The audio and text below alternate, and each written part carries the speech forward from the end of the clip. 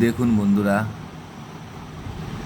একে আমরা কুমোর পোকা বলে থাকি। কত বড় একটা পোকা নিয়ে আসছে, ঠিক আছে? একদম তাজা ও জ্যান্ত পোকা। দেখুন খালি একবার, এই যে, হ্যাঁ, কত বড়। দেখুন, এটাকে নিয়ে কুমোরের বাসায় রেখে দেবে। তা আমাদের বিছানায় পড়ে গেছে।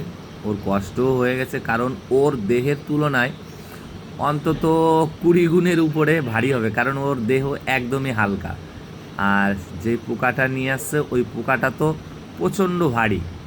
তাই ওকে নিয়ে উঠতে কষ্ট হলেও ও কিন্তু ওকে নিয়ে ওর বাসায়, মানে মাটি দিয়ে তৈরি করে সুন্দর বাসা, তাকে কুমোরের বাসা বলা হয়, ওই বাসায় রেখে দেবে।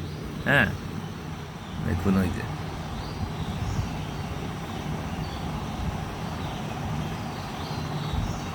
উড়বে।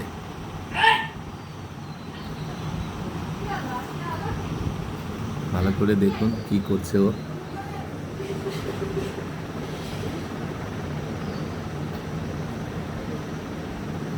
ভয় লাগে, গা কাটা শিউরে দিয়ে ওঠে যে ও কি করবে। ও ঠিকই ওইখান থেকে নিয়ে উড়ে যাবে। ও বাসা তৈরি করেছে, দেখুন ঠিকই উড়বে। ওই যে দেখুন নড়ছে কিভাবে।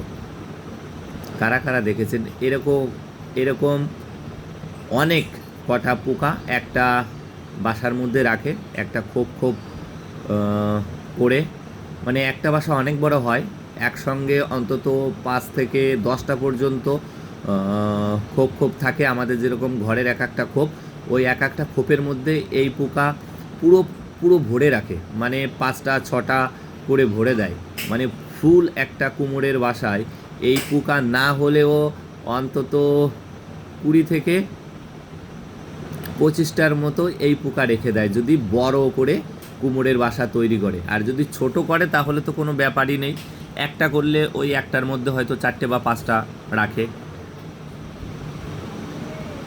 আমাদের এখানে কুমোরের বাসা ছিল, এখন নেই এখানে, কারণ ছেলে ধরতো, শুধু মাটি ভরতো হাতে, এখন আর নেই। তবে আমি জানি না একে কোথায় নিয়ে যাবে, এখানে এসে পড়েছে যেহেতু, এর আশেপাশেই আছে কোথাও। তবে এ নিয়ে যাবে, এক্ষুনি উঠবে। দেখাবো, দেখি কতক্ষণ থাকে এইভাবে।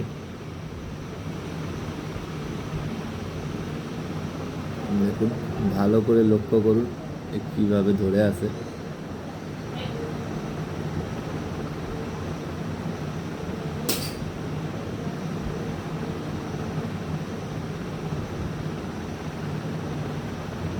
এইগুলো সাধারণত পাট ক্ষেত বা সবুজ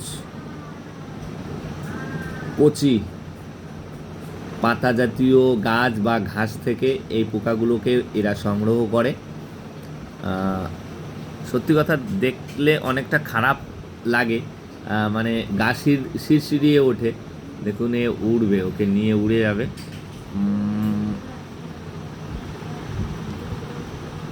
নিচ্ছে অনেক বড় এর, বললাম না যে এর